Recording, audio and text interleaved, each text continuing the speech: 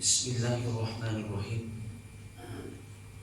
وَكَذَلِكَ أَخْذُ رَبِّكَ إِذَا أَخَذَ الْقُرَىٰ وَهِيَ ظَالِمَةٌ إِنَّ أَخْذَهُ عَذَابٌ أَلِيمٌ صدق اللہ مولانا العظیم۔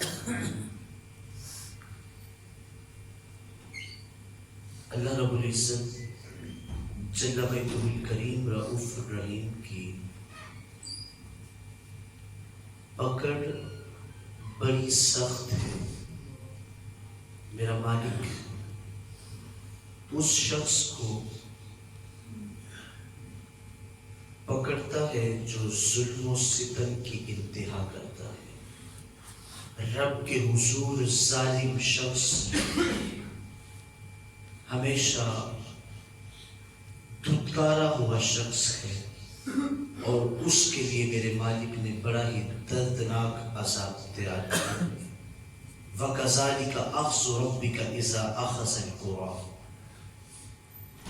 کتنی بستیاں میرے رب نے اسی وجہ سے تباہ و برباد کر دی کہ ان بستیوں کے بسنے والے لوگ بڑے ظالم لوگ تھے، اور ظالم شخص میرے رب کو بڑا ہی ناپسند شخص ہے۔ حضرت ابو ہریرہ رضی اللہ تعالی عنہ کی مرویات میں سے ہے کہ حضرت ابو ہریرہ فرماتے ہیں کہ اے لوگوں، اگر کسی کے ساتھ زیادتی کی ہے، کسی پہ ظلم کیا ہے، تو زندگی کے اندر ہی اس سے معافی طلب کر لو۔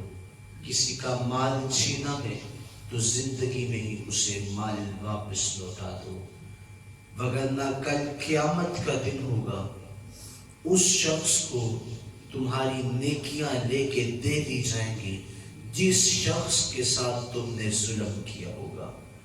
اگر تمہارے نامہ اعمال سے نیکیاں ختم ہو گئی تو اس شخص کے گناہوں کا بوجھ اس شخص پہ ڈال دیا جائے گا جس نے دنیا میں کسی پہ ظلم کیا۔